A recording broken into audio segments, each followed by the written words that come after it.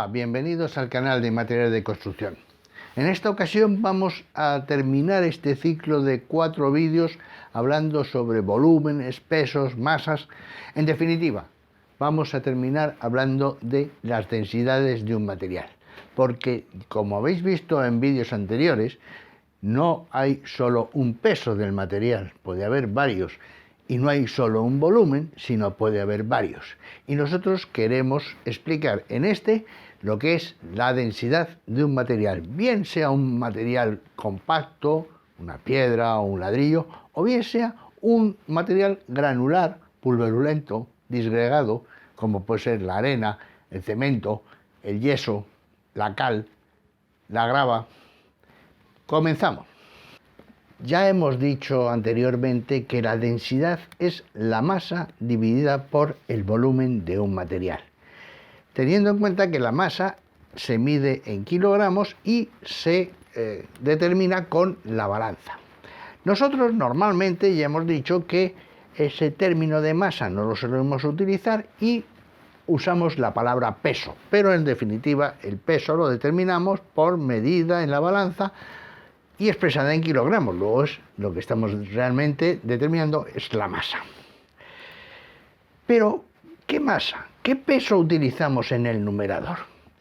Sabemos que la densidad de un material es una propiedad física y por lo tanto no puede ser modificada o no puede ser arbitrariamente variable en función de qué peso utilicemos. Por eso utilizamos siempre el peso seco o peso desecado. ¿Por qué? Porque es invariable.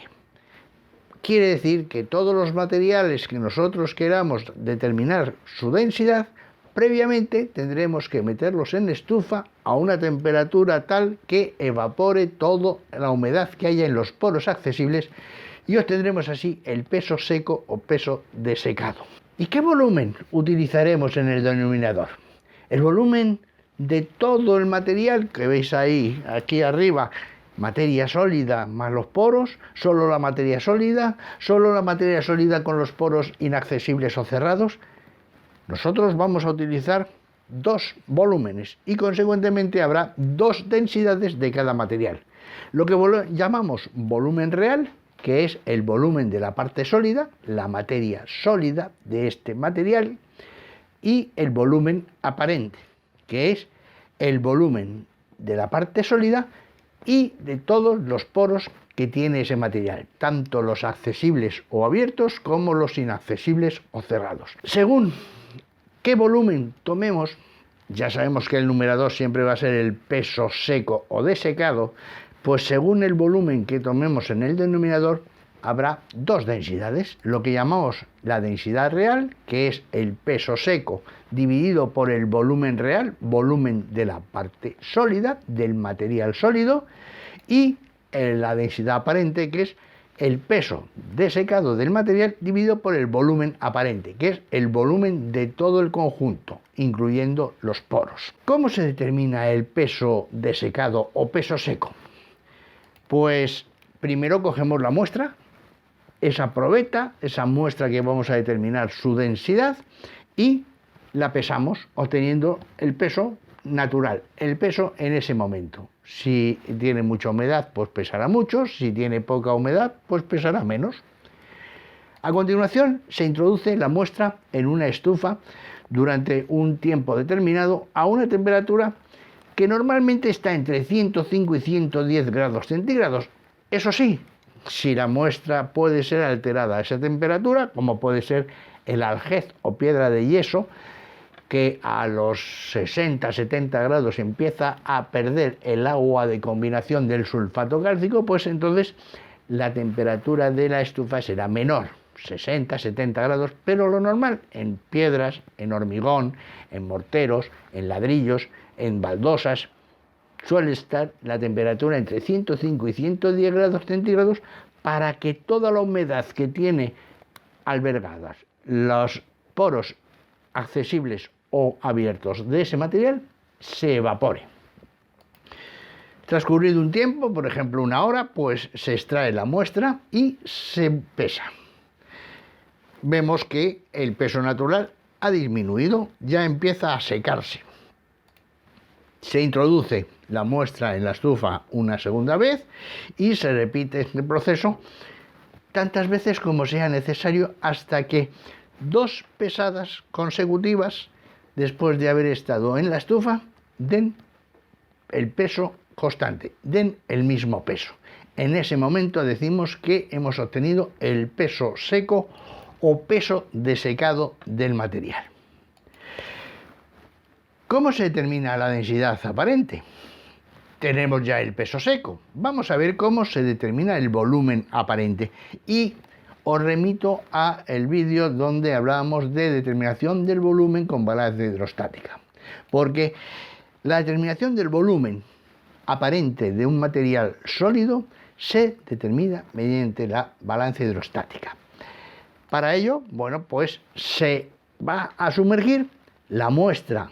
Una vez que está totalmente seca, ahora la volvemos a sumergir en agua durante un tiempo determinado hasta que deje de producir burbujas.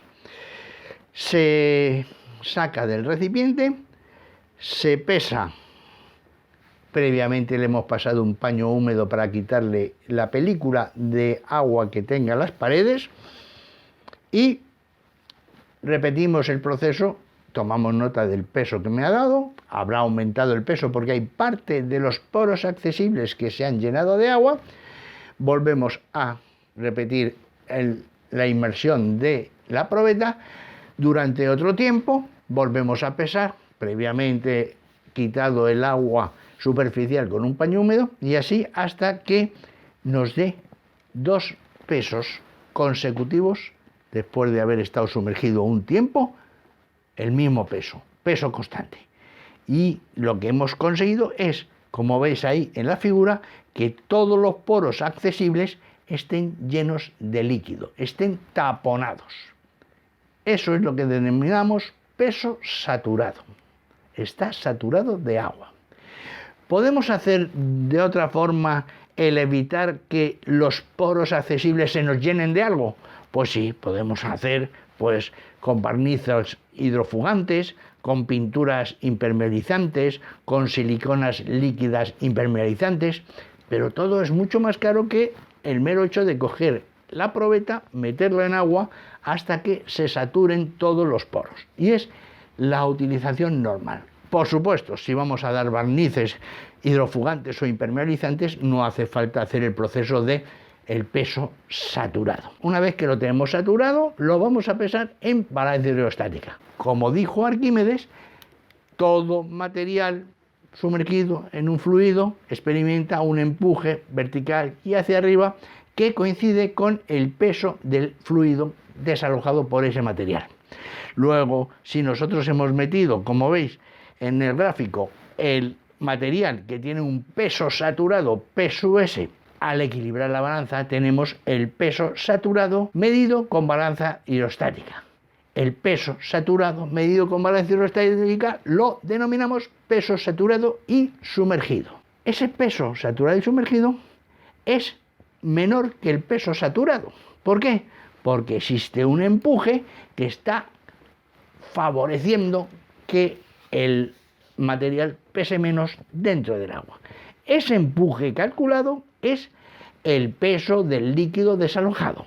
Luego, ese empuje, si nosotros hacemos el equilibrio de fuerzas de este plato, que es peso S, peso saturado menos empuje, igual a fuerzas de este plato, que es el peso saturado y sumergido, o peso saturado medido en balanza hidrostática, hacemos esa igualdad y despejamos el empuje. El empuje entonces será el peso saturado menos el peso saturado y sumergido. Ese es el peso del líquido. Si el líquido es agua, pues lo dividiremos por la densidad, que es 1. Pero si el líquido es cualquier otro líquido que tenga diferente densidad que el agua, habrá que dividirlo por la densidad del líquido para tener el volumen del líquido desalojado. En definitiva, la densidad aparente es el peso desecado del material dividido por el peso saturado menos el peso saturado y sumergido dividido por la densidad del líquido para obtener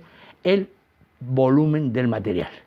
Ojo, si vamos a impermeabilizar la pieza de cualquier otra forma, con barnices y tal, En el denominador no usaremos peso saturado, sino el peso seco, el peso de secado, menos el peso de secado y medido en balance hidrostático dividido por la densidad del líquido. ¿Qué pasa si queremos determinar la densidad real del material?